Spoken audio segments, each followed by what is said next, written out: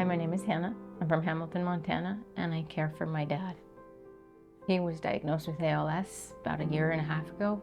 We had seen him declining before then, but his full diagnosis came in October of 2024.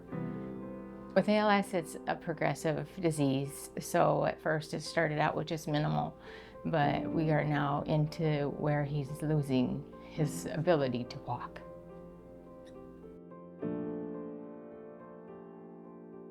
It does get a little bit frustrating. It definitely is emotionally challenging, because it's not just you're caregiving for somebody like a neighbor or somebody else. You're caregiving for your father or your mother, in this case my father, and to see him declining rapidly is very difficult and challenging. Definitely emotionally, mentally. You have to try to remember to think and take care about yourself as well, but usually you don't have that time. So you're like trying to take care of your dad, you're in the middle of something, then you get it, I know you have to go here or do that. And then you just get so busy throughout the day that taking care of yourself isn't part of the plan, or trying to remember, okay, you know what, I have to breathe, or I have to eat, I have to sit and relax and take a minute, but that usually doesn't happen. So the stress and the strain on you is pretty hard as well.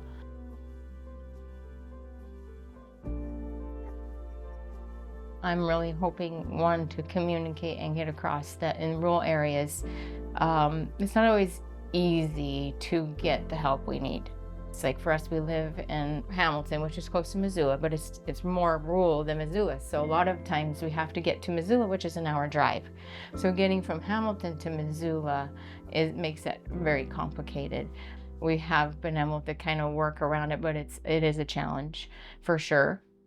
And then as things progress and you're at home, really, I think at that point it gets a little bit more difficult, because we're in a rural area, and finding a doctor or finding a nurse, finding somebody to actually come in and do that is really hard, and especially not having the funding.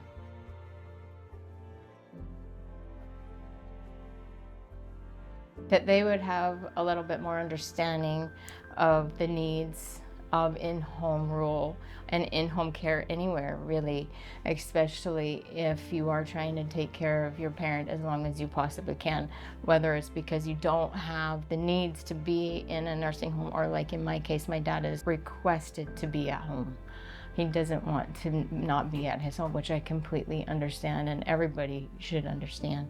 So that if we had the funds and the ability to get what we need, it would really help out what we're trying to accomplish and keep their life at the end what they want.